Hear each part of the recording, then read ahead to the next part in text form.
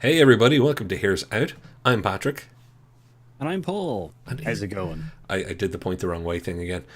Um, Paul, it's been a hectic week for both of us. We were just talking about it briefly. We've gone into this one, folks, with some serious nervous energy, which always makes for Mm. a fun live stream. So if you're watching in the future, we'll probably come down off the high that you're about to see. Oh, Paul, though, I'm so happy to be full of energy when we're talking about one Tom S. Hanks. I have no idea what Tom Hanks's middle initial is. I'm going to say S. It feels like it would be an S. What is his middle? If he has one. Well, maybe it's not public. He might have one and we just don't get to know. So, Paul, we're talking about Tom Hanks and we're doing a little hanky ranky, a little bit hanky panky with our hanky ranky here. We're going to we're going to have a shot basically at our top five Tom Hanks films or Mhm. performances. Because I think sometimes you pick it for him and the film, sometimes you pick it purely for his performance. Maybe the film wasn't as good as his performance.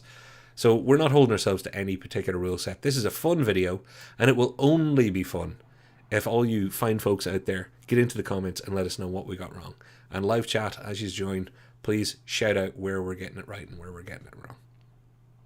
Yeah, like, and also, yeah, as shedding your decisions and stuff like that, and which Yeah. is, if there's particular scenes as well that are not from, like, you're just like, nah, that movie's not great with Tom Hanks in it, but there is that one scene. Yeah. Give us a Which, shout out the scenes. to be fair, if there was a bit more time, I wanted to create a crawl. I wanted to create a little crawl of Tom Hanks's IMDb and just underscore all the bad movies because there aren't many. And I mean No. there really aren't many. There's a couple that I'm just not that into, and they're not because of Tom Hanks. So, Paul, one of the reasons, actually, it's a nice little segue to one of the reasons we're talking about this at all. It's topical because of Elvis, which is an odd Mm. thing, but it's because Tom Hanks features prominently in the new Elvis movie, and he's getting stick for it. Not like awful abuse or anything, but it's the first time I've heard anything other than positivity about Tom Hanks, and that's surprising. Yeah, it seems to be an interesting kind of it was yeah I've heard very little kind of the thing, but I've started to come out more and more for me, but yeah, he seems to be getting a little bit more. I think the Thor kind of like backlash, not backlash, but like thoughts on Taika Waititi have kind of taken up my time of going on the internet, going like, what else does everybody agree with me it's with? it's giving Uh, you your rage button to hit anyway. And also, I'll be honest, I haven't had a chance to see Elvis yet. I'm looking forward to it, but I'm also like I'm looking forward to it for Elvis the movie. I'm looking forward to the portrayal by Austin Butler, which apparently is amazing. But I'm kind of looking forward to it because I like Tom Hanks, and I probably, and this is just a guess, I'm guessing because the character he plays is maybe not likable. It's one of those things where people find it hard to not like Tom Hanks, and then there might be a bit of residual anger because that's happened in the past. People go, "Oh, they were terrible in that film," and when you ask them why, they actually start describing the character and not the actor. You're like, "Oh, that's rough." Yeah, yeah, that's happened to a couple of people where they've really hated. The famous one is, so far has been which in the recent years is a game, The Last of Us 2, Oh yeah, where a bad character got like sorry, the voice actor of a bad character got a massive amount of abuse because what her character did, not because what the voice actor did. Which is just funny because like you're just like, because I was just like, why is everybody going out against this person? Then I played the game and I was just like, okay, I understand why, but also don't. yeah, and you know what? It's like, yeah, I'm not. That's a whole other episode we should do. I've just realized because I have so much to say right now, we would go so far off topic that it Mm. actually should be a separate topic. So, coming soon on the channel at some stage, people who've been unfairly criticized when it was really the character you were watching.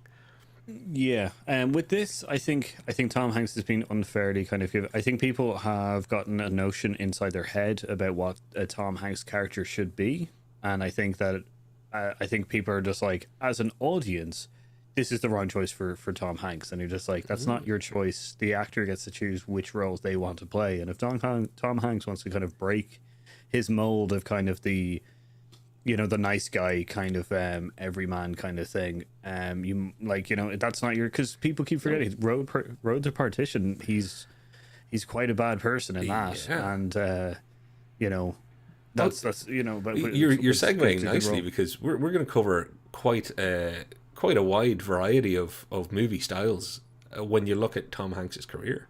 So Paul, I can't do it. Somebody got into, and I knew who was going to say it first. It was going to be one of the two people who've mentioned it already, and they're both talking about it.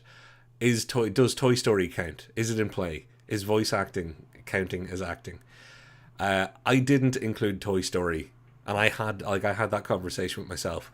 Does Toy Story count? I decided not to include it, but that's no slight towards voice acting or animated movies. I just decided not to in the end. I think I would include it. Like it's not included in my top five or anything, All but right. I would include it in a list of Tom Hanks's best performance because Woody is only recognizable because of Tom Hanks, Yeah. and it's I not because Tom Hanks is famous and he played Woody. More the fact is that he brought Woody alive, kind of thing. So like I would include Toy Story in a list, but Yeah. not my top five. Exactly. So I same thing as you. I deemed it eligible. I thought his performance was incredible, and the people who then brought the visuals of his wonderful acting to life. That's it's an amazing tandem effort there. I didn't put it in, not because of the animation or the fact that it's voice acted. It's because Toy Story for me is not a Tom Hanks starring movie. Toy Story has its own place because it'll always be that thing I remember going to the cinema going, wow, this is one hell of a bit of storytelling with a new piece of technology. It felt great and it felt like an ensemble movie, even though Tom Hanks kind of is the star. But there's a Buzz Lightyear in there. Tim Allen.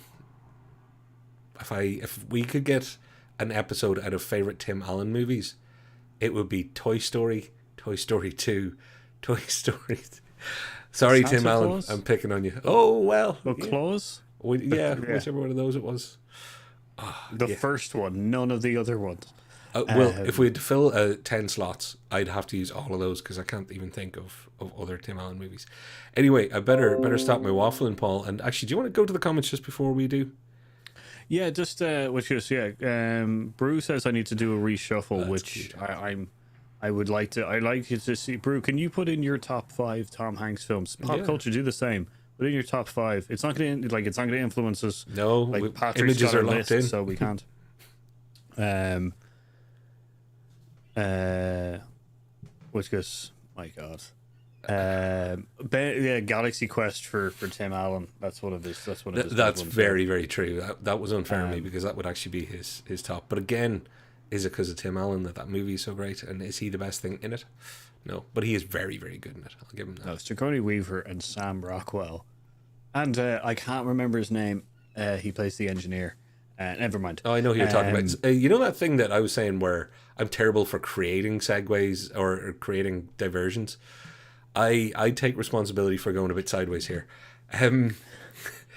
Pop culture also says most people who criticize Tom Hanks about roles usually only see his Hollywood hits, have not seen his deep filmography and all the different characters he's played. I think that's a very, very good comment, and I think it's very true.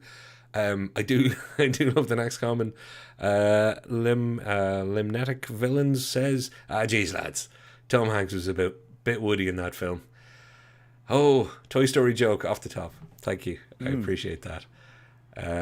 We got Philadelphia is very strong. Terminal has he's a stunning actor, and exactly. So that gives us a chance to move because he is a stunning actor. That's why we can do this. Paul, I'm gonna show why didn't that disappear? I am going to show some random movies of his, and I'm going to start with Splash because that was his big break. It's not in either of our top lists, but a lot of people forget that Splash. He was a TV actor when he did Splash, and it really did catapult him into that kind of being considered for movies. But it did also help pigeonhole him for the first part of his movie career. Because he did other stuff, he did, Bachelor stuff and all the rest. But it's where people thought, look, he's really likable, very good at comedy, and also able to bring emotion to non-comedic scenes. And I think Splash was one of those. It's one of those movies that I don't love, I don't hate, but as far as a vehicle for somebody like Tom Hanks, it was a great showcase to introduce him to the wider world. Yeah, I can't agree. Like, you know, Splash was a great kind of. It's light enough to kind of make him likable. It's not that he came in as a kind of. I think a lot of our favorite kind of now actors who have gone into more kind of serious roles and more kind of likable round characters have started off in a kind of light-hearted comedy kind of thing. I think the only person that I can say that like had their kind of, I guess, turnpike moment was Bruce Willis, because he was a comedic actor for such a while, and then, as I said, as we said in many other of our videos with Die Hard, it kind of changed the trajectory of his career. But Splash is a great introduction to Tom Hanks. It gives him everything he wants, all the heart and all the comedy and all the kind of emotion that he can very much portray was good. It was a heck of a business card. And then you've got Money Pit, Turner and Hooch. I'm including these because they didn't make our list. And these are what I call the forgotten or hidden Tom Hanks gems. Because Money Pit is replaced in everybody's head by a film that is on one of our lists. But I think it's every bit as good in so far as Tom Hanks gets to show just how good he is at bouncing off someone else and creating an emotional spark. And when he's angry, he's one of the few people that can play angry in a comedic way but still be really obviously angry and distraught. And I think Money Pit's the perfect example. If you want to see, I'm sure there's an acting class somewhere that plays one or two scenes from Money Pit going, this is how you end up being a real dick about something and don't have the audience hate you. And him and Shelley Long both actually kind of pull that off in what is a film that I fondly remember. That was a real, watched it a couple too many times as a younger man. Turner and Hooch, I watched a lot because I like Tom Hanks and I also like dogs. I don't really have anything more to say about that. And also, K9, its competitor, was far inferior. No slight to the German Shepherd community or to the Belushi family, which, if anybody knows K9, you'll get that reference. Yeah. Yep. Like, yeah, Money Pit is great. I've really enjoyed it. There's a couple of other ones which I don't want to say because I want to see if you bring them up just in case. Like, not my choice. I think one of them might be on yours. Okay. Well, after we can round back after, because Paul, I'm gonna just quickly throw up then just a bunch of serious movies, and this is by way of showing his depth and breadth. Green Mile. People are going to be like, oh my god, Forrest Gump is here. That didn't make either of your lists. Surprisingly, neither me or Paul picked Forrest Gump. Charlie Wilson's War, that's a completely different type of thing again for him. Philadelphia, much like Splash, what a great calling card that was to the world. I'm a serious actor and I can be a serious actor. I'm not only going to be doing comedies. Kind of like Jim Carrey finally got to do. He started off almost typecast because of The Mask and Ace Ventura, but quickly, showed that his comedy could transition to just fully serious roles. And then Apollo 13 didn't make either of our lists. It is a serious movie. He's seriously good in it. But again, it's not a Tom Hanks movie for me. Apollo 13 is the story of Apollo 13. That's how good he is in it. I don't even think of him as Tom Hanks. I can't. I think the only one that I would be kind of like, oh, maybe it should have made a list kind of thing, or could have made one of the lists as Forrest Gump. And the only reason I say that is because Charlie's War has like such a good ensemble cast that Tom Hanks just adds more to it. Green Mile, the same. It's an ensemble cast. I know his face is plastered all over it, but it's mostly because it's true. Tom Hanks is a good kind of thing. Philadelphia, once again, Denzel Washington and him. Yeah. Apollo 13, it's like Bill Paxton and Kevin Bacon. Like those three, Kevin Bacon, Brad Pitt, and which goes Tom Hanks up on Apollo 13 is great. It's their interactions together and stuff like that, and what's happening on the ground. It's very much an ensemble thing. Forrest Gump would be the only one that I can think out of that list. It could have made one of ours. Philadelphia nearly made mine, but oh really? Yeah, and again, that was on performance, if you know what I mean. There's some moments where I'm like, wow, It is an incredibly powerful story, but there are points where Tom Hanks just nails it to a new level. It didn't make my list for all sorts of reasons, though. And it's kind of because of Tom Hanks's wealth of good stuff. And primarily, folks, as you will see in a moment, because Paul's list, I got lucky that Paul sent me his list before I showed him mine, so I haven't shown him mine. And we said, look, if there's crossover, we'll just do a shorter thing. Paul pretty much almost picked my list. So that meant I got to have fun and pick some stuff that everybody forgets that I think is worth a mention. Paul, before we go into your list, can we look at the comments? Yes, of course. A couple of people have... Bruce says Saving Private Ryan, The Green Mile, Forrest Gump, Apollo 13, Big, and Dragnet are also which goes on his list. Well, the majority of them have just made in that list there. So which goes, you'll be interested in seeing what comes on our list, I guess. Brew, Big as well. What a film! Big was a great film. Yeah, it's one of his classic kind of films. Anything you want to? The range on Hanks is vast. Always likable. I don't know. Has he ever played a villain? Well, that's the thing. He kind of has, like Road to Perdition that you mentioned earlier on. He's played people with less than pure character, and I think that's maybe one of the things. He hasn't done that in quite a while, and that's where possibly some of the Elvis backlash is coming from, I think. It's funny. Sleepless in Seattle didn't even make my consideration, or You've Got Mail, for even honorable mentions, and I don't know if that just makes me a product of the time that it came out, and I was just not interested in romantic movies. I was having a tough enough time trying to get a romantic life off the ground. The awkward years, Paul. The awkward years. Catch Me If You Can hasn't, but almost did. But again, not a Tom Hanks movie, I think, because it's the Frank Abagnale story. There's Private Ryan, The Terminal. The Post is a good call out as well. That didn't make my list or yours, Paul. I don't think so. No, it didn't. No, yeah. But I think it's more the dualness of both of them. Again, it's a good one. And I will go back to just Catch Me If You Can. I did have a serious think about it because of his performance. And I think we could do a whole episode on why he's the reason that movie works. Because everybody sees it as a Leonardo DiCaprio tour de force.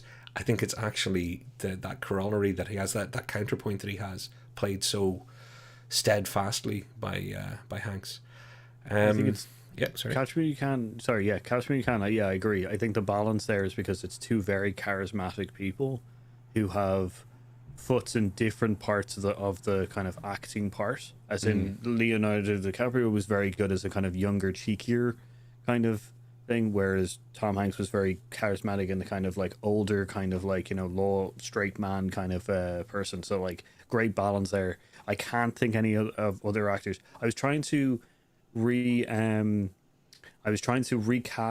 a couple of these in my head with other people from kind of now. Yeah, I know what you mean. And man, that was hard. There's a fun side episode. I see everybody's got to watch us. Comment, throw it into the live comments if we go off too far off topic, because myself and Paul have not really got to talk in the past week. So we're both ready for a chat, and unfortunately you might have to sit here and listen to us and we'll forget that we're on air. Money Pit's great. Turner and Hooch not so great. Yeah, I agree with that. It's fine. I like Tom Hanks and dogs. I forgot Burbs is great. There you go. Ooh, sorry about that. We got a little thing. Joe versus Volcano. That made me laugh actually, because I thought about that. And I thought, it's actually, I have a big soft spot for that film. It wouldn't have made my list. No one's talked about Castaway yet. No, they haven't. But they probably will at some point in the future. I agree. Tom Hanks makes Catch Me If You Can. Without Tom, Leo, yes, absolutely pop culture. I think you're kind of articulating exactly where I was trying to go. So, what's the last comment, Paul? Do you want to go for that while I prepare? I think of those Da Vinci Code films, I would criticize his performance, and the films in general, I would say that's his weakest series of roles. So that's Da Vinci Code, Angels and Demons, and Inferno. I actually like those, but I like those in the sense of I also like National Treasure with Nicolas Cage. I like both of those films as well. I think it's just a fun, interesting kind of adventure romp with Tom Hanks. I was going to say the word romp. And that's, yeah, Yeah. because once you say National Treasure, I'm like, romp. Yeah. And it's there you go. But it's another great example of there's another genre, so to speak, that he can hold his own in. Now, whether or not they're his best performances, I don't think either one of us thought of them for our list. So, kind Yeah. of your comment makes sense there. Limnatic villains. My eyesight's terrible, and your name isn't just Frank. So sorry. um, I am going to throw up one of your list. I don't know what order you want them in, Paul. What would you like? Okay, so I would like to go with. I'll go with the first one, I think, which is a life, or which goes A Beautiful Day in the Neighborhood. Beautiful Day in the Neighborhood. Okay. There's very particular reasons why I've chosen each of these things. So Let us know. A Beautiful Day in the Neighborhood. If you haven't seen it, it's about essentially which goes Mr. Rogers, which wasn't a big thing for me. Or most Europeans, to be fair. I like it meant something to me, but that's because of my Americanism. But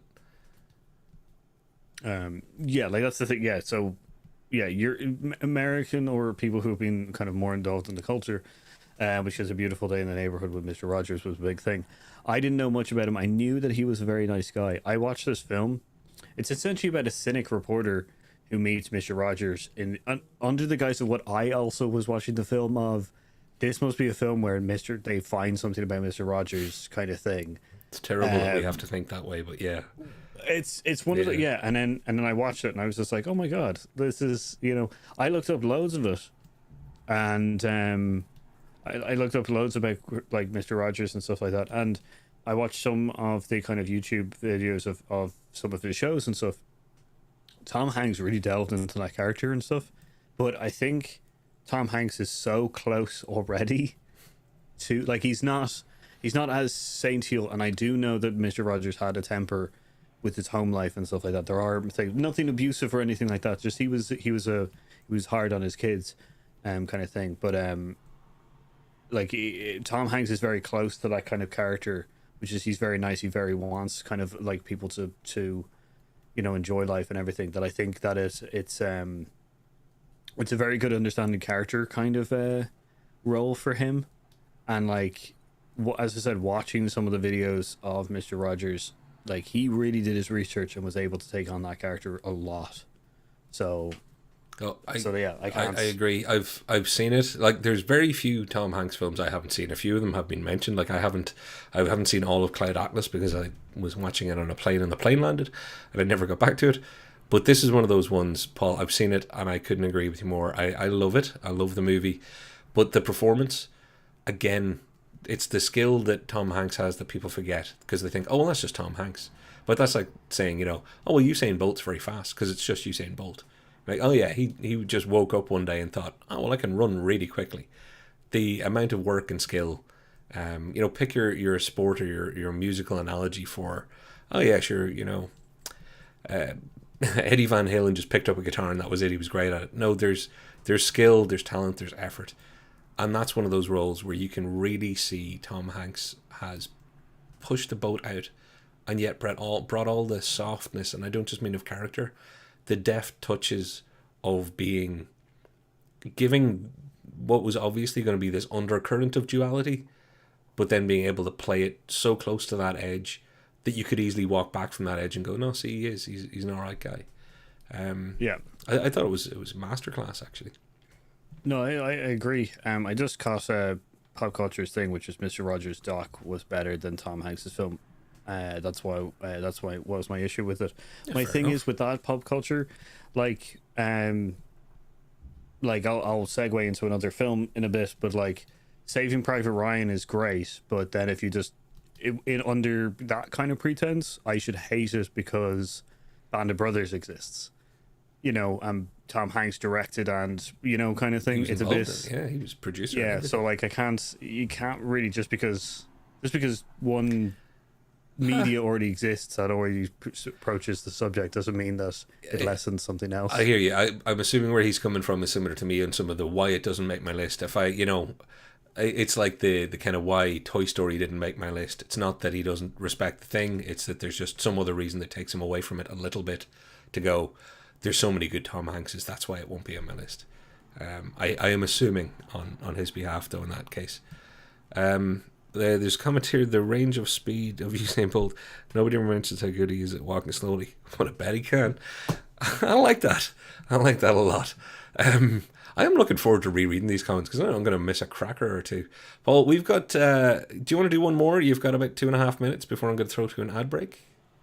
I've got 3.5, but I'm I've already mentioned it, so I'll go to Saving Private Ryan because I think it is the quickest one to understand for everybody why that would be on a list. It is one of my favorite films, which is it's one of my favorite films ever. But it's mostly because I am very interested in that time period, and but Saving Private Ryan. I know people will say that this is an ensemble movie, but like Tom Hanks's personality drags the ensemble forward, kind of thing. He is the main kind of like he's the captain, so he is leading the group and stuff like that. And it is more about kind of his leadership, his integrity kind of thing, with the group. Like I like the little subplots of each of the characters and everything very much so, but it is very much his will driving them forward towards this very innocuous mission, for them, kind of thing. Like it's one of the best. Like it's also one of the best kind of combos of director, producer, and actors that you could probably find, kind of thing. Like, Tom Hanks and Spielberg are just like, they're the golden boys of kind of like these kind of films specifically. I agree, Paul. I agree. And I knew you would have to bring up the ensemble cast thing, because if I'd had to talk about this first, I would have too. But I think you've alluded to anything I would say, so I won't add a whole lot to it other than, it's an ensemble. It is. There's no doubt about it. But he is, like you say, he's the captain, but he's also a driving force in the tonal relationship between everybody in that whole group. And his scenes, when they get to Private Ryan, his performance in a surrounding that was done so, like, let's face it, that movie's a masterpiece from a visual arts point of view, and for him to be able to lend just perfect reality while still making it a piece of fiction and a piece of entertainment, it's very, very hard to be at the head of that ensemble. And I think without him, that's one of those ones where you were saying you were trying to think of who you could recast for movies. That was the one that popped in my head. It's like, you don't put anybody else in Saving Private Ryan in that role and have it work. No matter how good all the people around him were, I can't think of another actor ever. So yeah, who could be Tom Hanks in Saving Private Ryan? There's a Twitter question. Not many people, I think. So Paul, would you like to? We'll come back with Paul's next few picks after these kind words from our non-existent sponsor. We'll talk to you very soon. Hi, I'm a regular person, just like you. I don't have dead, lifeless eyes or anything. If you're like me, you're frustrated with the trash that keeps getting served up to you by the internet. Well, do I have good news for you.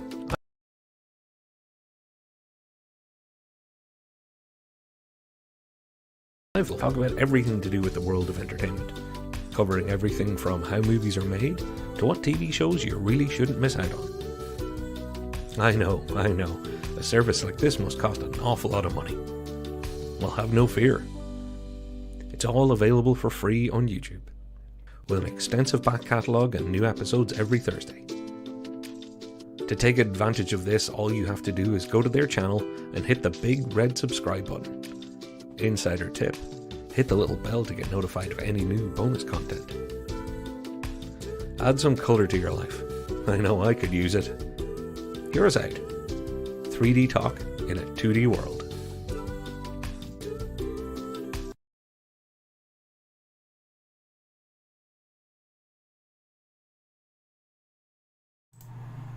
Alright folks, I hope you enjoyed that.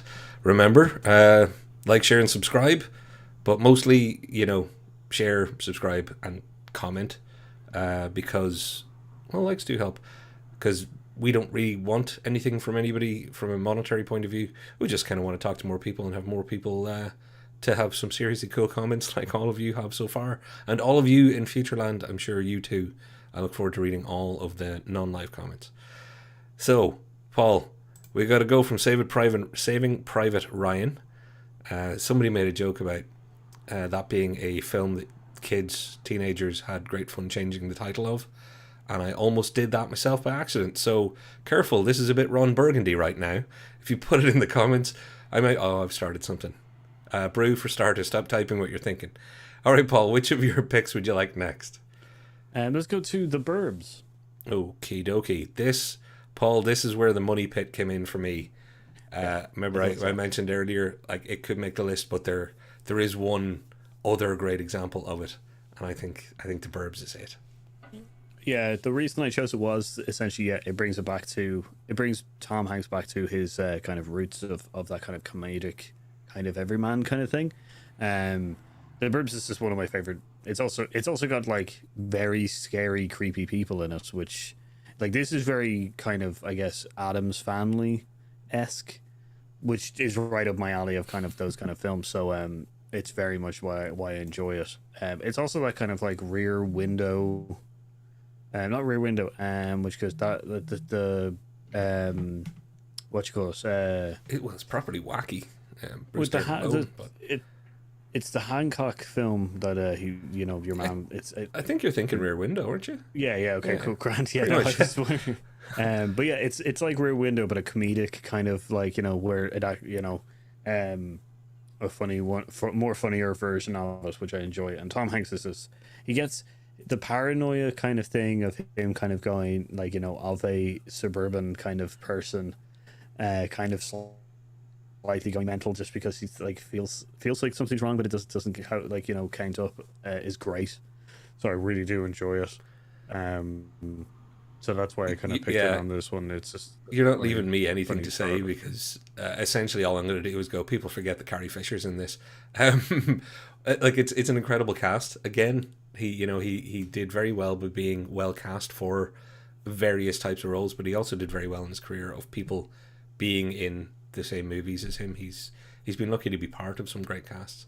But yeah, dude, this is much like Money Pit. This is a great example in watching somebody go a little bit off the rails, and Tom Hanks can do that and not become dislikable. And it's not just the likability of Tom Hanks that makes him who he is. An incredibly skilled actor, and that's the skill in acting. He is playing it like what an ass in some places, but he doesn't alienate you. Yeah, which is a very difficult tightrope to be walking.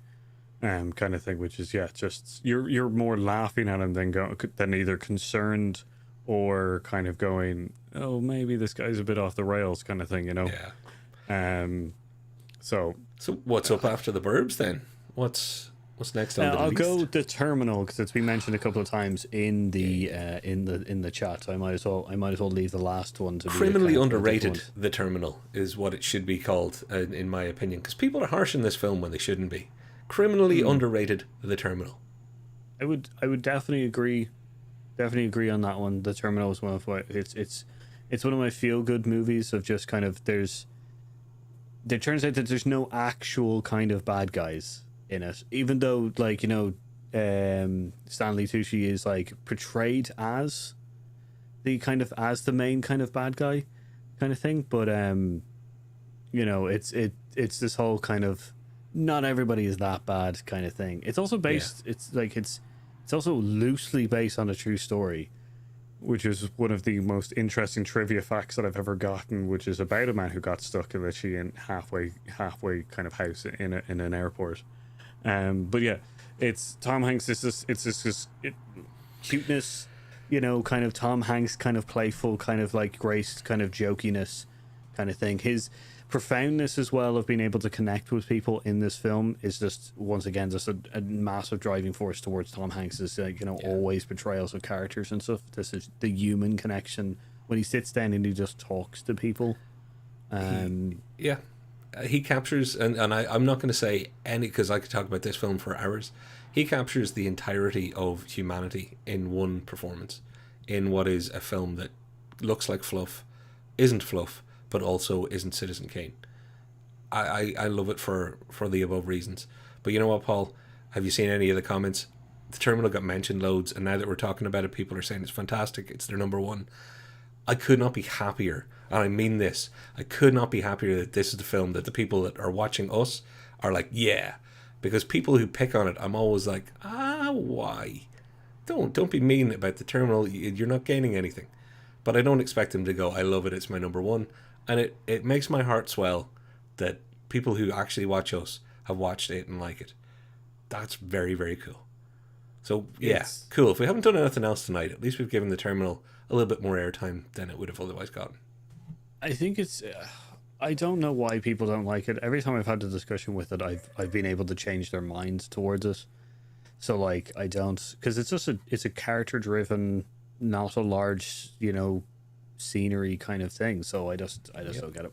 I'm with you, Pop Culture. Pop Culture says, I'm so happy Terminal's getting this much love. This is what we got it to hear us out for. Just a moment like that. So thank you all. Paul, I don't have to ask you because you've only got one left. Yeah. And this one, luckily for me, you couldn't have picked for my list because I haven't seen this yet because of the aforementioned Apple TV Plus problem I have. I was putting it up. I was trying to figure out which poster to use because there's a few.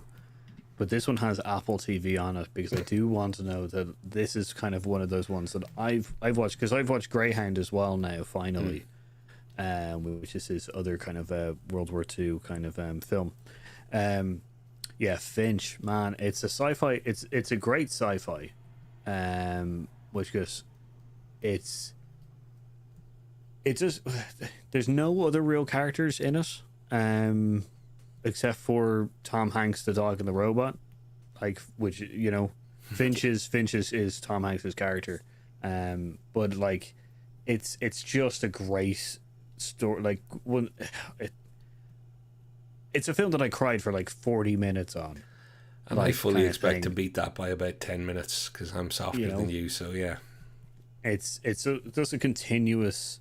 Because even the tagline, I was just like, no, I'm not going to do well on this. It's literally a scientist building a robot to look after his dog before he dies. Don't do this to be in front of people live. Literally the story, literally the plot is that. That's all I'm the plot incredibly is, emotional kind of this week. Don't do it live, Paul. That's unfair. I know. But it is a sweetheart of a film kind of thing. And Tom Hanks is just... Tom Hanks is even harder in this. He's a little bit harder in this than he is in most of his other kind of feel-hard films. But it's that... It's the naive robot that slowly breaks him down. That is just an absolute it's really obvious how that he is an uncaring person, not an uncaring, but he's a very kind of closed off person. And as the film goes by, he just becomes more and more open, and that really hurts. So like it's a very good Tom Hanks film. If it would be very much up there with I would put it up with Castaway and a couple of other things. I just really enjoyed it. That's a killer because this is one of those times, where people are like, why do you watch scary movies? I don't really watch that many, you do, and people are like, why do you get on roller coasters, whatever else. But if I described how I feel about this movie not having seen it, people will be like, so you're never going to watch it then? And I'm like, no, I have to watch it. I am going to have all of the emotions, a lot of which I don't want to have. But that's why I love cinema. So this one is on my must watch. It's also on my, when I get time off, get Apple TV, watch a ton of stuff that I haven't got around to.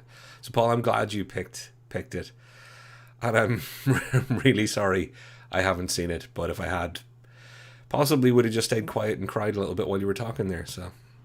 All I gotta say is, I the other reason it's on my list is I do want people to watch it as well. Just like if they don't agree with me, I'd be happy to have the conversation and stuff like that. But like I just constantly want to get this film particularly out there. Yeah. So that's another reason why. Well, that was Paul's list, and I told you that because I saw his list, I got to have a little bit more fun with mine. This is one that would have made mine anyway, and it was only mentioned once in the comments. That's Dragnet. Where do you start with Dragnet? Some people will know the TV show, and some people will know the history and all the rest. But just as a movie, very early in Tom Hanks's career, getting to work with Dan Aykroyd, a Ghostbuster at the time, remember? If you haven't seen this movie, I'm not going to describe why it's so great, because you had to be there, or more importantly, you just kind of have to see it. But why do I actually pick it as one of his best performances? It was just beyond his years. He was playing a young kind of punk. The two of them are cops. One of them's very straight and serious. The other one's meant to be, Pep Streebek. He's a bit wild and crazy. He's a ladies' man, which is actually, ladies' man is the one thing that I find hard to believe about Tom Hanks sometimes. But he brings not comedy, he brings levity in a way that I can't describe. Where him and Aykroyd play their characters so well that I wanted to be on that set. Every time I watch it, I'm like, why wasn't I there? And that comes out through the camera for me. For all I know, they hated each other. But the vibe when I'm watching it from both of their performances, and not just because of the good gags or good jokes, it's one of those, this is, if I'm sick, if I have a throat infection or something, I'll watch Dragnet. It will make me feel better. Every single dumb joke that I still remember, from the Virgin Connie Swale to everything else, that'll mean something to the people who've seen it. It's a delightful movie that only Tom Hanks can be part of, if you know what I mean. Again, could I replace him with Private Ryan? I think that'd be extremely difficult. I think it'd be really hard for me to think of somebody who could do what he did in something as simple as Dragnet. This was around 1987 as well, right? Yeah, it would have been when it came a couple out. of films, 2 or 3 films after Splash, maybe, or yeah. Okay, I'm just trying to think of when, of the actors that are around that time that I could think of that might be, and I'm still having, and that 1987 is like the age of the comedy of like those kind of comedy kind of actors. And I'm still like, I can't think of anyone that would brings that charisma that Tom Hanks gets. Put Bruce Willis in there, a man with more charisma in his little finger than most continents have in all of their people, but he wouldn't have been able to be lovably soft and charming in the same way as good old Hanks, and deliver that kind of young punk humor that was needed at the time. A little bit of derisive irreverence with a heart of gold, which is kind of young Tom Hanks for me. So yeah. I just want to check the comments before changing over, because Finch got some mention. Finch is great. It's in my top 10. I'm pretty much assuming it'll be in my top 5 when I watch it. How can I watch Finch without giving Apple money? How can I just watch Finch? I'll give Apple the damn money. If people would just put all their stuff up somewhere and say, if you don't have the service, you can give us like $25 to watch this film once, I'd be like, fine. I rented it. That's the only way that I could have. I just rented it, so off the Apple store. Yeah. See, I'm not anywhere in the Apple ecosystem, so I gotta sort that out. I need to watch this back to back with Brian and Charles when it comes out. I've seen ads for Brian and Charles. It's got a big social media buzz, but I know very little about the movie. When you get Apple TV, watch Foundation, great sci-fi series. That and Ted Lasso, I've got to do, or Lasso. I often don't think Dragnet is Tom. I know what you mean, pop culture. I know exactly what you mean and where that's coming from.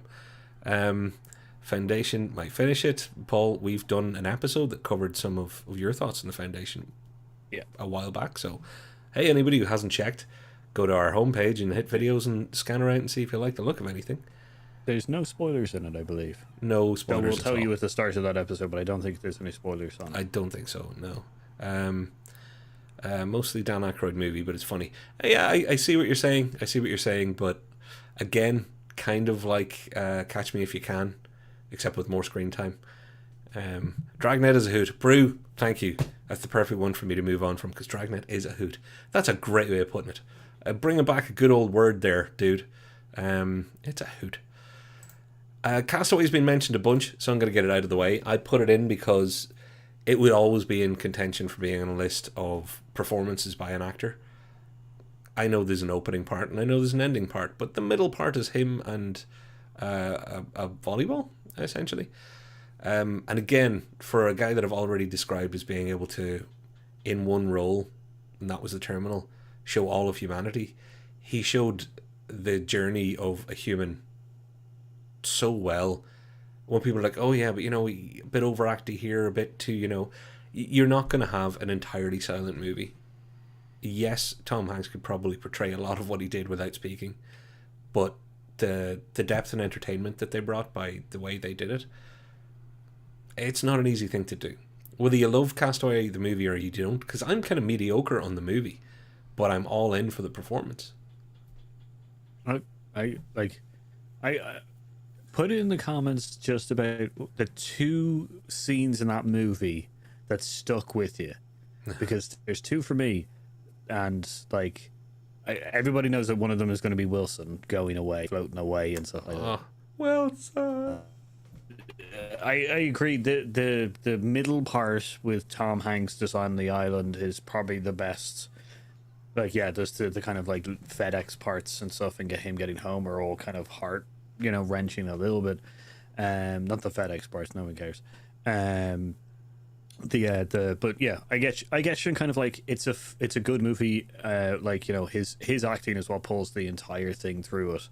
Like, that makes me sound like I actually hate the movie. I don't. Yeah, I think we both accidentally sounded like we don't like the movie. Like, I really like the movie, and I think it's an amazing story and all the rest. But when I think of the movie, I think of Tom Hanks's performance before I think about Wilson, which is very, very difficult because Wilson did some good work there too. It's a very simple story, but great situations within it. So, that's what makes that film great. Well then, Paul, I'm going to switch up gears. I'm going to do a big change up, and I'm going to go for one that nobody mentioned, and I can't believe it. And again, I am doing the Tom Hanks can stand out in an ensemble, League of Their Own. This is not a Tom Hanks film. In fact, oh gosh, is this not a Tom Hanks film, as in for all the talent and what the story is actually about. He is not the focus of this movie. But he does bring not just comedy, he brings heart. He brings some of the funniest despair. Like, there's no crying in baseball. Like, there's Tom Hanks written all over this thing every time I think about it. Even though I think about everybody else first, I never forget that Tom Hanks brought that Tom Hanksness to it. And remember, I got to pick all these after seeing Paul's serious list. So would League of Their Own make my top 5 Tom Hanks films of all time? No, because it would be written off for all sorts of ensemble reasons and all sorts of other stuff. But I love when this gets a mention on air. So much so that we did a rapid review of it on our channel. I will try and come back and tag it it'll be up there somewhere above Paul. And if you're going to watch one video of ours after this, one of our old records, it's like, 8 or 10 minutes long, 8 minutes long, a review of A League of Their Own. I love that movie. Check it out and check out why. Yeah, I can't, we did a video on it, so I like it. Yeah. Like, Tom Hanks is just great in it, and his interaction with the rest of the cast is just, the best. So it's it's a great pick, and I definitely understand where you're coming from. It wouldn't make other lists if if I hadn't stolen all the good stuff. Well, no, you provided all the good stuff, and that gave me room to mess around a bit and give some airtime to stuff. Paul, can you throw over to the comments, because you asked for people to mention Castaway scenes, and I see there's a few in there. Yeah, so I got the summit to get the extra rope always hits like a truck. It does. I do get that. That's a pretty hard one. The tooth one is the one that I put in. That's one that I always remember. It is the constant thing of him bashing a rock. Mm-hmm. And talk about something that an audience can empathize with, and most of us at some point have had teeth, so everybody understands that the simple pain and the simple pleasure of having it relieved, and we're not trying to be our own dentists, thankfully. So Paul, I've got 2 more to go. I'm gonna jump through. This would make my list. Big. I think Big is a performance that, and I know I've said this loads of, and I've been very expository about how wonderful I think Tom Hanks is. I think Big is just one of the all-time great performances. Every little thing, down to body movement, just posture. Like, this idea of somebody playing a kid as a grown-up usually would annoy the hell out of me, because it'll just be trope and cliche all along the way. He brings it down to just the tilt of an elbow, or how a hand is held, a little too long, a little too far away, as only kids do. Like, we've all seen a kid run out of a door or a hallway because they were so excited about something, and they were so excited they forgot what they were running outside for. That's very hard to capture that as an adult. And he does it. He does, like, he's able to do the... Where was it coming from, my G.I. Joe? He's able to actually do that and then still make what should be a creepy love story into not a creepy love story. And I know everybody loves pointing out, well, when you think about Big, it's a bit, You think about Star Wars, it's a bit, too. You think about lots of things, they're a bit, Watch Big, don't think about stuff, enjoy the hell out of it. The Doctor is now out of session. Watch Big, it'll make you feel good. Yeah, it's a great film. He brings a body acting to the level of what Jim Carrey can do in this film. This is kind of like because Tom Hanks, I wouldn't describe as a very body centric actor, which Jim Carrey would be in my mind.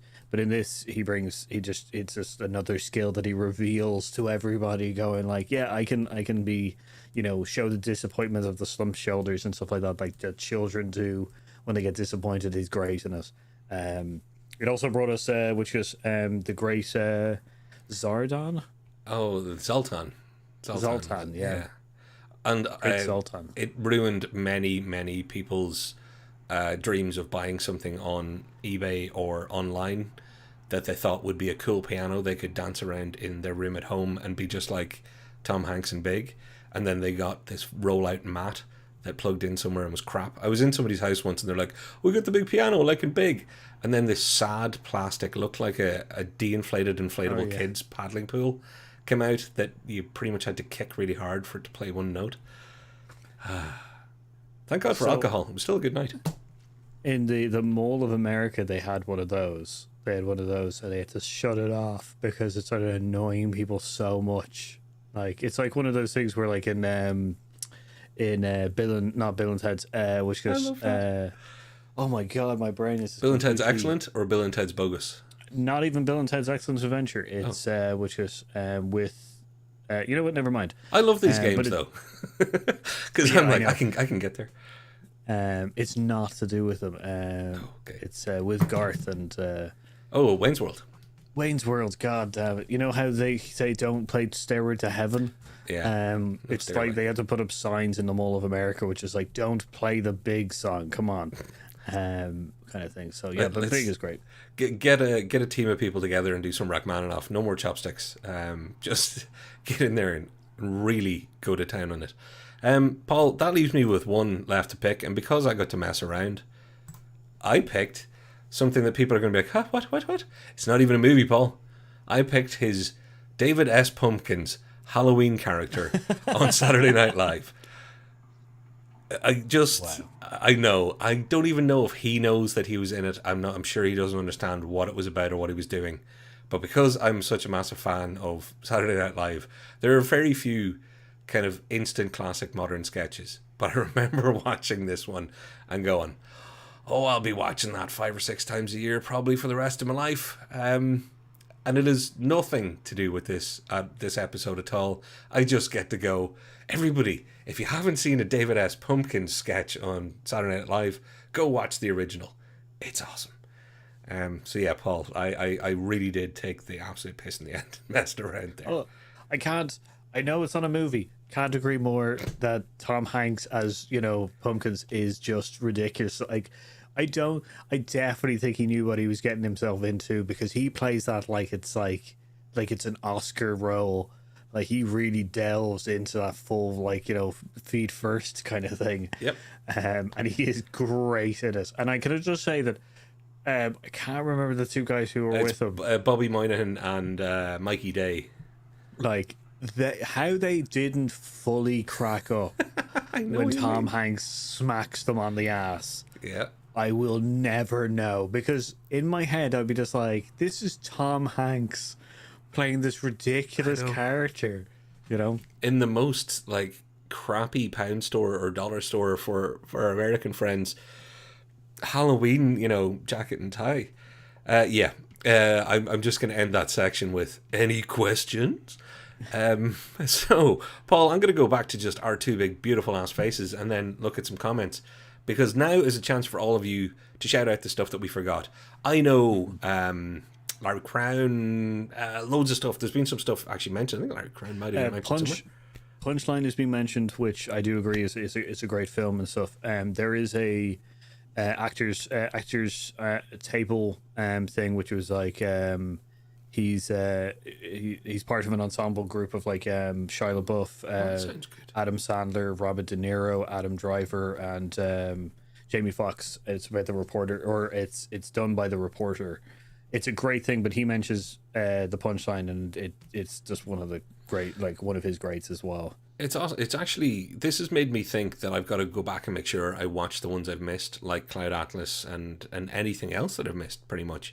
But weirdly, almost everything that's been mentioned I've seen, which says something about Tom Hanks, or maybe just how much I like it. Saving Mr. Banks, also The Post and things like that, which I don't think as a movie fully executed, but I think he was good in it. Shout out to Sully, really enjoyed it. Yeah, and again, he's it's Tom Hanks. I hate Sully. It is you hate Sully? They really plug the thing. Like, how many times do you watch or hear or listen to the event? Like, I know it's about the event, but there's nothing else. They do the full scene from different angles 3 times in that film. Why have we burned content, Paul? This should have been a separate episode where I sit back and just say Sully and then go. I love that film. I love Tom Hanks. You love that man. I do not love Sully. I do like. There you go. That's good. Not the movie. Oh, it's fun finding stuff that you don't like in his back catalogue because it's so bloody hard. It's not to do with Tom Hanks. It's not to do with any of the actors. It's just their choice of doing it 3 times. I love it, Paul. I love it when you get into something like that. I do. I know we can't run over tonight, but I really do just want to start needling you about it because I have so much fun, and you get so articulate when you're angry. That's one thing. I lose the run of myself when I get angry. You get more and more concise. I think it's great. Shout out to Lady Killers. Absolutely. Saving Mr. Banks. The focus just happens when I get angry. Captain Phillips, Radio Flyer. Oh, crikey, he was in that. That's a little while back. Sorry, you take Captain Phillips there? Yeah, Captain Phillips. It hasn't been mentioned. It's a good film. I do think that the Somalian pirate steals the show in that one, kind of thing. I think he's a very kind of tragic character in it. Captain Phillips is great, but I do think that the Somalian pirate captain is a very tragic character in it, and I think he steals a lot of the show. If I'm remembering it correctly, it's one of the few times that Tom Hanks did an accent that I don't think he fully landed the plane on, to go back to Sully. I think he might have been doing a bit of a New England accent, if I remember the film well enough. He was, yeah. And I think he might have rolled into his packing the cat in the yard a little bit hard sometimes.